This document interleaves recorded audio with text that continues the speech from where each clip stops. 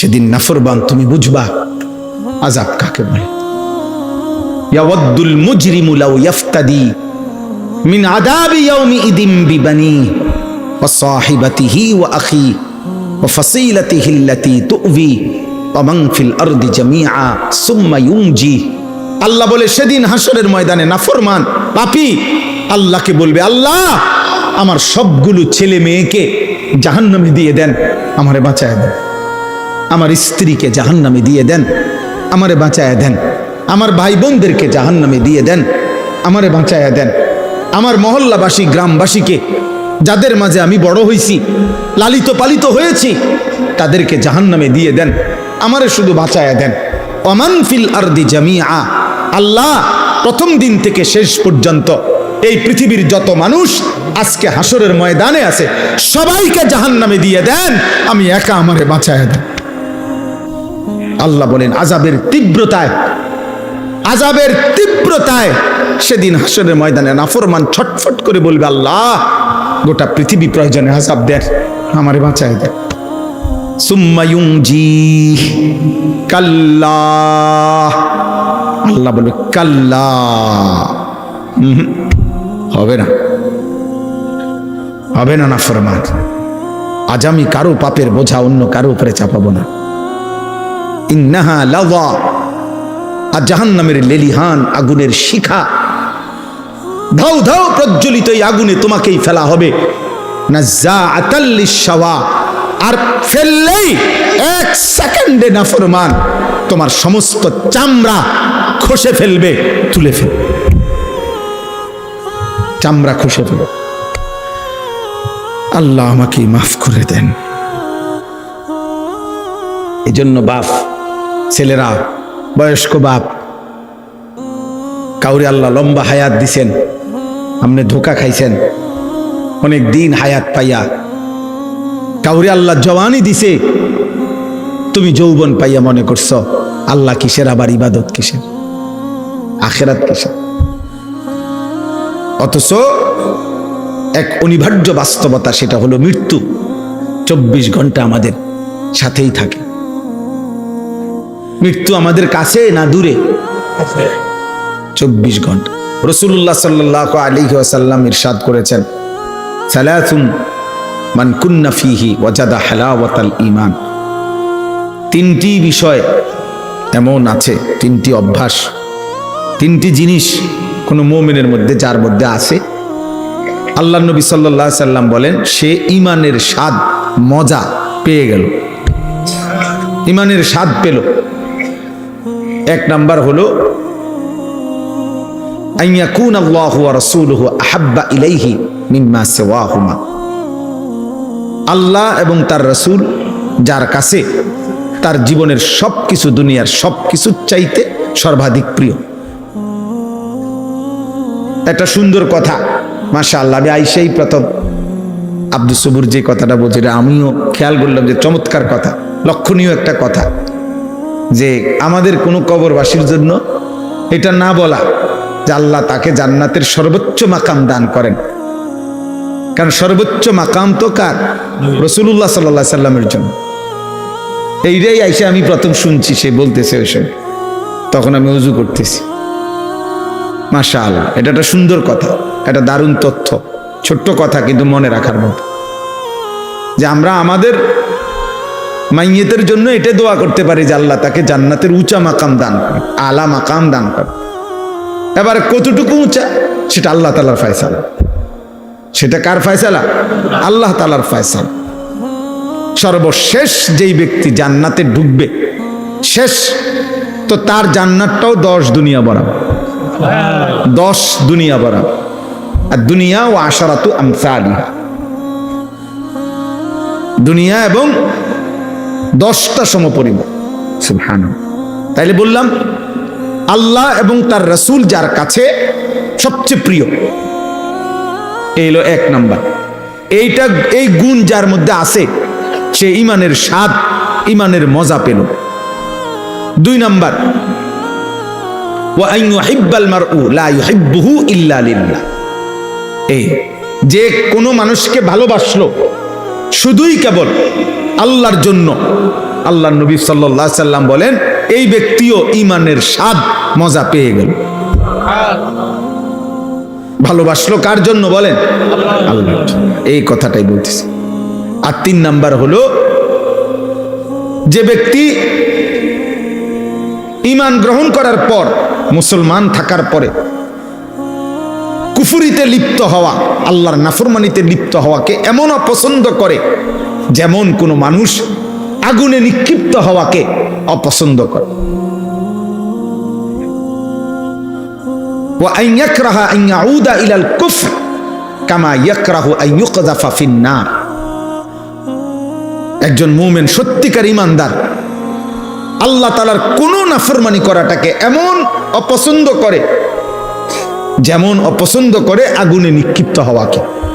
আল্লাহ নবী সাল্লাল্লাহু আলাইহি সাল্লাম বলেন ওই ব্যক্তি ঈমানের স্বাদ পেল, ঈমানের মজা পেল। অর্থাৎ তার কাছে তখন মুসলিম পরিচয়টা, কালেমার পরিচয়টা, এটার কাছে তখন তার কাছে লজ্জাজনক, বিরক্তিকর, অপমানকর মনে হয় না, বরং তার কাছে গর্বের মনে হয়, আনন্দের মনে হয়, মজাদার মনে হয়। আমরা অনেক মুসলমান আছি, তোমরা কিশোর যুবক অনেক ছেলে আসো, তোমরা বাস্তবিক অর্থে এটাই সত্য যে তোমাদের দিল যদি খোলা হয়, তোমাদের অন্তর যদি সিরা হয়, পরীক্ষা করা হয়, অসংখ্য ছেলে তোমাদের চুল, চেহারা এবং তোমাদের সারা দিনের চলা ফেরার দ্বারা, প্রতিদিন তোমাদের যেভাবে কাটাও, এর দ্বারা বুঝাই যায় তুমি মূলত মুসলিম পরিচয়ে লজ্জিত। মূলত তুমি লজ্জিত, মূলত তোমার চলাফেরার দ্বারা তুমি বারবার এটাই বুঝাইতে চাও যে আমি যদি বেঈমান হইতাম কত না সুন্দর হইতো, আহা আমি যদি ইয়াহুদি হইতাম তাইলে আর আমি এত রাগডাক করতে হইতো না। ইয়াহুদি, খ্রিস্টান, বেঈমান যদি হইতাম তো পুরাপুরি তাদের মতো নিজেকে বানায় নিতে পারতাম, তো পারি না। মানুষে এটা এটা কয়, তো চেষ্টা করি চুল, চেহারা, লেবাস, পোশাকে দুশ্মনের সাথে, বেঈমানের সাথে সাদৃশ্য ধরতে মানুষের বিদ্রুপের পরেও, কিন্তু যদি প্রকৃত বেঈমান হইতাম তাহলে তো পুরাপুরি তাদের মতো সাজতে পারতাম। এটা মূলত বেগায়রত, আত্মমর্যাদাহীন মানুষের পরিচয়, যার নিজস্ব আত্মসম্মান নাই, আত্মমর্যাদা যার নাই, এটা মনে রাখতে হবে সবাই। যার আত্মমর্যাদা না, বেগায়রত মানুষ, আত্মসম্মান নাই, যার নিজস্ব কোনো স্বকীয়তা নাই, স্বকীয়তা, ইস্তেকামাত নাই, দৃঢ়তা নাই, এটা এই মানুষদের পরিচয়। নাই তো বলো ভাই কি কারণ থাকতে পারে?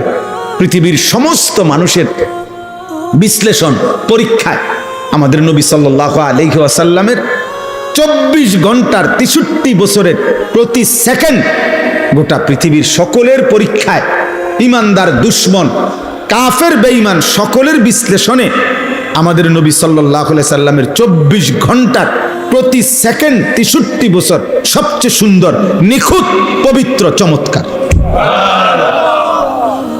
যার হাসি, কান্না, আনন্দ, বেদনা, উচ্ছ্বাস, হাঁটা, চলা, পেশাব, পায়খানা, আহার, নিদ্রা, চুল, চেহারা, লেবাস, পোশাক, ঘর, সংসার, পরিবার, সকল ব্যাপারে যার সবকিছুই সুন্দর, সবকিছুই যৌক্তিক, সবকিছুই বাস্তবসম্মত, তাহলে এটা নিশ্চিত প্রমাণিত, এটা একটা একদম প্রমাণিত কথা, আমাদের কাছেও প্রমাণিত। আমাদের কাছে তো কোরআন আছে, ওয়া ইন্নাকা লাআলা খুলুকিন আযীম। আল্লাহ কসম করে বলছে আমি আপনাকে বন্ধু গোটা কায়নাতের সর্বশ্রেষ্ঠ, সর্বোত্তম যোগ্যতা, আখলাক দিয়ে আমি আল্লাহ তাআলা আপনাকে সাজাইছি, বানাইছি, পাঠাইছি। বুইসতু লিউতাম্মিমা মাকারিমাল আখলাক। নবী সাল্লাল্লাহু আলাইহি সাল্লাম বলেন সকল চরিত্রের সর্বোচ্চ শ্রেষ্ঠত্ব দিয়েই আল্লাহ আমাকে পাঠিয়েছেন। তাহলে এটা তো কোরআন সুন্নাহ দ্বারা প্রমাণিতই। এমনকি কাফের বেঈমানদের যুক্তি, বৈজ্ঞানিক গবেষণা দ্বারাও এটা প্রমাণিত। তাহলে কি যুক্তি থাকতে পারে? আমার কথা হলো রাসূলুল্লাহ সাল্লাল্লাহু আলাইহি সাল্লামের সুন্নাতের মোকাবেলায় সাহাবায়ে কেরামের চলন বলনের মোকাবেলা। ও বলল এখন মৌলানা আব্দুস সবুর আপনাদের সামনে যে নবী সাল্লাল্লাহু আলাইহি সাল্লামের একজন সাহাবী যে যুদ্ধের ময়দানে মনে করেন এই মাত্র কালেমা গ্রহণ করে যুদ্ধ করে নগদ শহীদ হয়ে গেছে, এক ওয়াক্ত নামাজ পড়ে নাই, একটা টাকা সদকা করে নাই, কারণ সময়ই পাই নাই, ঈমান আনছে যুদ্ধের ময়দানে, যুদ্ধ করে তৎক্ষণাৎ কি হয়ে গেছে, শহীদ হয়ে গেছে।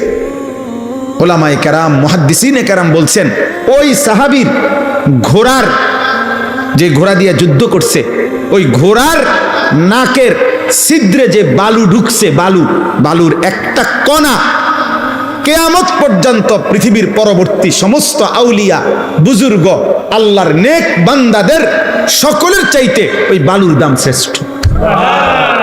গুবারুন ফি আনফি ফারাসে রাসূলিল্লাহ, হযরত আব্দুল্লাহ ইবনে মুবারক রাহমাতুল্লাহ আলাইহির কওল। এটা রাসূলুল্লাহ সাল্লাল্লাহু আলাইহি সাল্লামের এক সাহাবীর ঘোড়ার নাকের ছিদ্রে যে বালু ঢুকছে ওটার দাম বেশি, ওটার দাম বেশি। এবারে তিনি পরবর্তী জন আব্দুল কাদের জিলানী রাহমাতুল্লাহ আলাইহি হোক, আর বাইজিদ বুস্তামি হোক, আর জুনায়েদ বাগদাদি হোক, আর 1 কোটি আব্দুল কাদের জিলানী হোক, ওই বালুর দাম বেশি। কিসের দাম বেশি? কারণ এটা সাহাবী, সাহাবী। তাইলে এত উত্তম, এত শ্রেষ্ঠতম মানুষ যারা, ওয়াকুল্লাম ওয়াদাল্লাহুল হুসনা, আল্লাহ কোরআনে বলছে বন্ধু আপনার প্রত্যেকটা সাহাবীর জন্য আমি আল্লাহ জান্নাতের ওয়াদা দিলাম, জান্নাতের ওয়াদা দিয়ে দিলাম। যারা জান্নাতি, যারা জমিন থেকে জান্নাতের ওয়াদা পেয়ে গেছেন, এমন শ্রেষ্ঠতম পবিত্র মানুষ, উনাদের চলন বলন, উনাদের আখলাক চরিত্র, চুল চেহারা লেবাস পোশাক যার পছন্দ হয় না, তাহলে কি কারণ থাকতে পারে? কারণ একটাই, মূলত সে লজ্জিত, সে নিজের মুসলিম পরিচয়ে কি শরম পায়, মুখে বলতে পারে না আর কি, সাহসে কুলায় না দেখে, নাহলে সুযোগ থাকলে বলতো যে আমি বেঈমান হইলেই ভালো হতো। বাকি মুখে না বললেও কর্মে প্রতিদিন প্রমাণ করে, প্রতিদিন প্রমাণ করে। আহা, আফসোসের বিষয় বাবা, রাসূলুল্লাহ সাল্লাল্লাহু আলাইহি সাল্লামের সৌন্দর্য কেন পছন্দ হইল না? সাহাবায়ে কেরামের সৌন্দর্য কেন পছন্দ হইল না?